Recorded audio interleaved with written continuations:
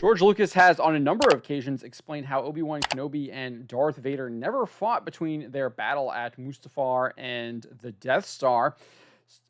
One of those occasions was on commentary released back in 2004 as part of the DVD release of the original Star Wars films.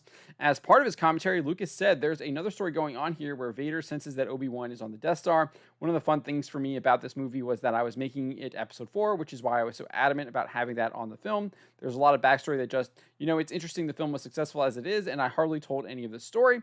But the other backstory is they had this whole confrontation thing, and Obi-Wan almost killed him, and he put him in this suit and everything, and now they're confronting each other again after all these years." I think it's very clear there that Obi-Wan did not confront Vader between Mustafar and the Death Star. I think he's being very clear there. And if it wasn't very clear, we also have numerous accounts here as well from the Revenge of the Jedi story conference back in 1981. One of those accounts was collected in Star Wars Archives 1995 to 2005 by Paul Duncan, which was published just a couple years ago in 2020. As part of Lucas's commentary, he details how Kenobi and Vader never encountered each other after Mustafar. Ben takes one and gives him to a couple. He's talking about Luke and Leia. Ben takes one and gives him to a couple out there on Tatooine, and he gets a little hideout in the hills, and he watches him grow. Ben can't raise Luke himself because he's a wanted man. Leia and Luke's mother go to Alderaan and are taken by the king there, who is a friend of Ben's. She dies shortly thereafter, and Leia is brought up by her foster parents. She knows that her real mother died. And then he added, "I think you can make Ben take the blame for Vader. I should have given him more training. I should have sent him to Yoda, but I thought I could be as good a teacher as Yoda. I wish that I could stop the pestilence that I've unleashed on the galaxy. His burden is that he feels responsible for everything that Vader has done." And that was in Star Wars Archives 1999 to 2005.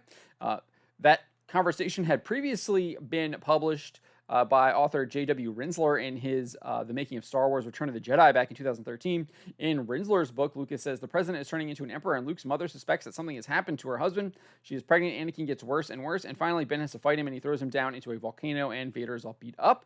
Now when he falls into this pit, his other arm goes and his leg, and there is hardly anything left of him by the time the Emperor's troops fish him out of the drink. Then when Ben finds out that Vader has been fished out and is in the hands of the Empire, he is worried about it. He goes back to Vader's wife and explains that Anakin is the bad guy, the one killing all the Jedi. He then details when he goes back, his wife, Mrs. Skywalker, has had the kids, the twins, so she has these 2 little babies who are 6 months old or so everybody has to go into hiding.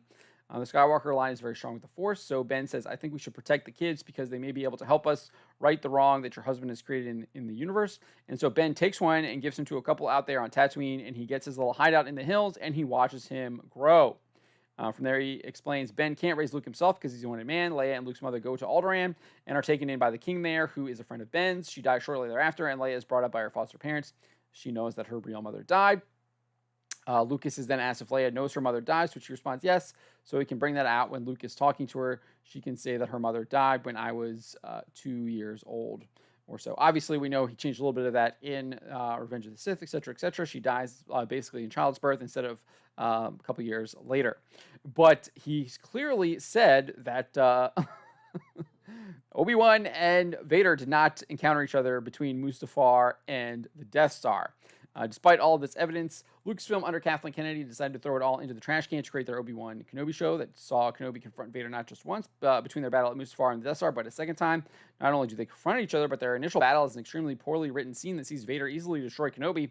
However, while Vader lays waste to him, the pure stupidity of the scene comes from Vader allowing Kenobi to be rescued by a droid. He literally just stands there and watches and does nothing after he literally started the fire and threw Kenobi onto it. A droid comes in, picks him up, and Vader just stands and watches his droid go about its business instead of maybe destroying the droid, picking the droid up, crushing it. I don't know, anything that he could have done. Instead, he just stands there and watches because it was an absolutely trash fire show. One of the worst Star Wars productions I think ever created.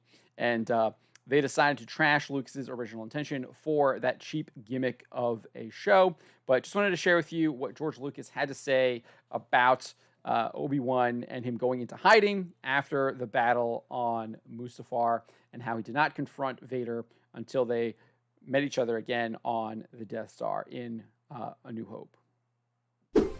Subscribe for more.